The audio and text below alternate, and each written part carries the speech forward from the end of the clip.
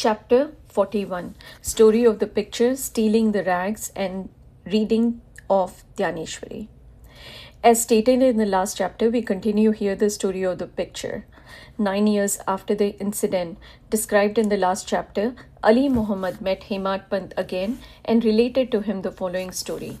One day, while wandering in the streets of Mumbai, he bought the picture from a street hawker then. He got it framed and set it on a wall in his house at Bandra, that is suburb of Mumbai. As he loved Baba daily, he took darshan of it. 3 months before he gave the picture to Hemad Pant, he was suffering from an abscess or swelling on his leg for which an operation was performed, and he was convalescing in the house of his brother-in-law, Mr. Noor Mohammed Peerboy in Mumbai. For 3 months, his house in Bandra was closed and nobody was living there. Only the pictures of the Baba Abdul Rahman, Maulana Sahib Muhammad Hussain, Sai Baba, Baba Tajuddin, and few other saints living were there. The wheel of time did not even spare these. He was lying sick and was suffering in Mumbai. Why should the pictures suffer there? In Bandra, all the pictures met their end, but how Sai Baba's picture escaped it, nobody had been able to explain to me up until now. It shows the all-pervasiveness, omnipresence of Sai and his inscrutable power. The story goes like this.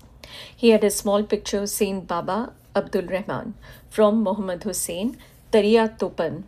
Many years ago, he gave it to his brother-in-law Noor Mohammed Peerboy, and it was lying on his table for 8 years.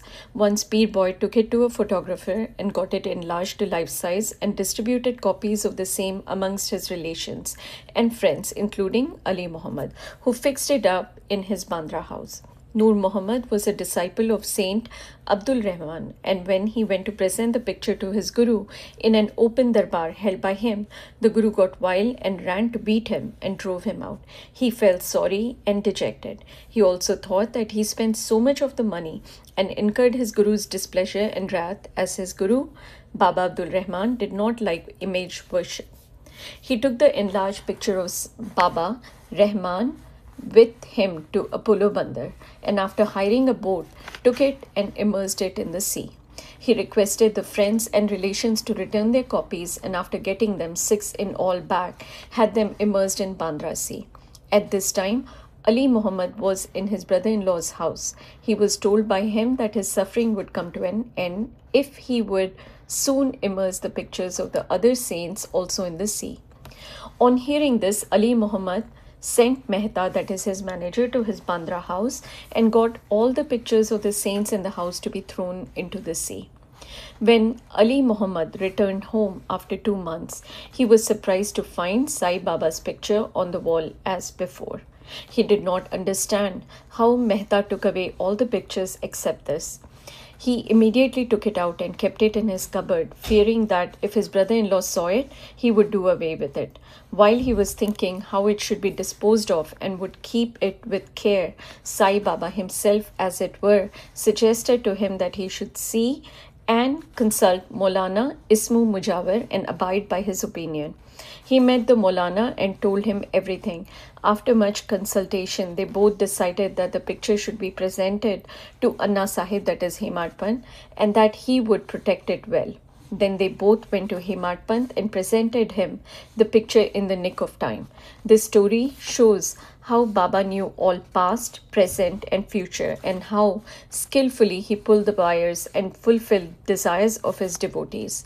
The following story shows that Baba liked very much those who took real interest in spiritual matters, and that he removed all their difficulties and made them happy.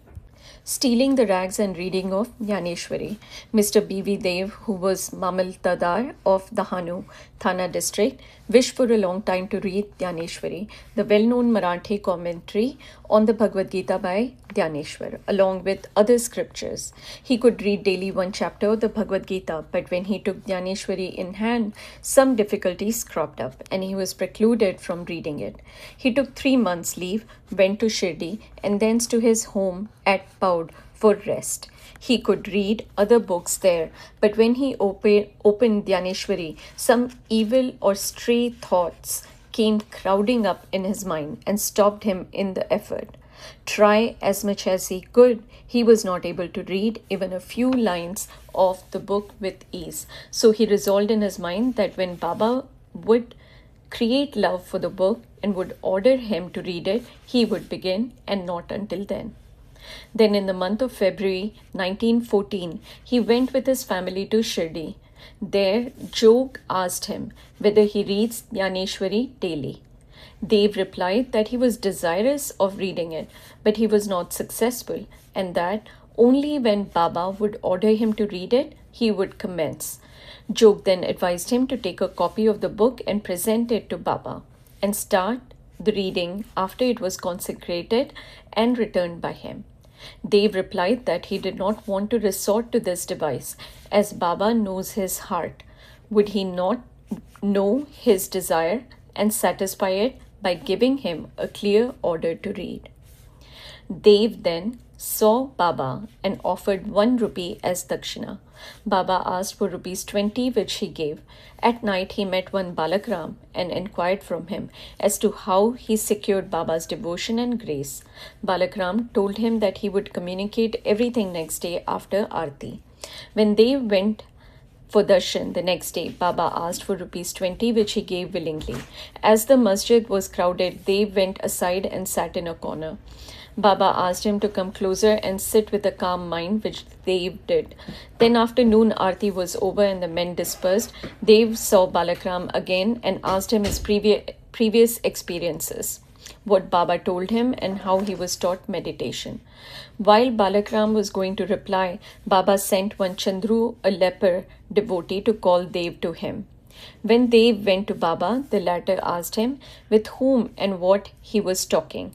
He said that he was with Balakram and heard from him his fame. Then Baba asked again rupees 25 as dakshina, which Dev gladly gave. Then Baba took him inside and, sitting near the post, charged him, saying, "You stole away my rags without my knowledge." Dev denied any knowledge of the rags, but Baba asked him to make a search. He searched but found none. Then Baba got angry and said, "There is nobody here. You are the only thief, grey-haired and old. You came here for stealing." After this, Baba lost his temper, got terribly wild, gave all sorts of abuses and scoldings. Dev remained silent and apprehended that he might get a beating also. After about an hour or so, Baba asked him to go to the Vada. He returned to the Vada and told Jog and Balakram all that had happened. Then in the afternoon, Baba sent for all of them and said that his words might have pained the old man, that is Dev, but as he committed the theft, he took him to task. Then Baba asked again for rupees 12. Dev collected the amount, paid it, and prostrated himself before him. Then Baba said to him, "Go on reading the Pothi, that is Jnaneshwari, daily. Go and sit in the Vada. Read regularly every day, and while reading, explain the portion read to all with love and devotion. I'm sitting here ready to give you the whole gold embroidered shela, that is valuable shawl. Then why go to others to steal rags? And why should you get into the habit of stealing?" Dev was much pleased to hear the words of Baba, for he directly asked him to start reading Pothi, that is Jnaneshwari. He thought that he got what he wanted and that he could read the book with ease thenceforth. He again prostrated himself before Baba and said that he surrendered himself to him and that he should be treated as a child and be helped in his reading. He realized then what Baba meant by stealing the rags. What he asked Balakram constituted the rags, and Baba did not like his behavior in this respect. As he was ready to answer all his questions, he did not like him to ask others and make unnecessary inquiries, and therefore he scolded him. Dev thought that he really did not scold him, but taught that he was ready to fulfill his desires, and there was no use asking others in vain. Dev took these scoldings as blessings and went home satisfied and contented. The matter did not end here. Baba did not stop with only issuing an order to read. Within a year, he went to Dev and inquired about his progress. On 2nd April 1914, on Thursday morning, Baba gave him a dream. He sat on the upper floor and asked him whether he understood the Pothi. No, answered Dev. Baba said, then when are you going to understand? Dev burst into tears and said, unless you shower your grace, the reading is mere burden, and the understanding is still more difficult. Baba told, while reading you make haste. Read it before me in my presence. Dev asked, what shall I read? Baba said, read Adhyatma, that is spiritualism.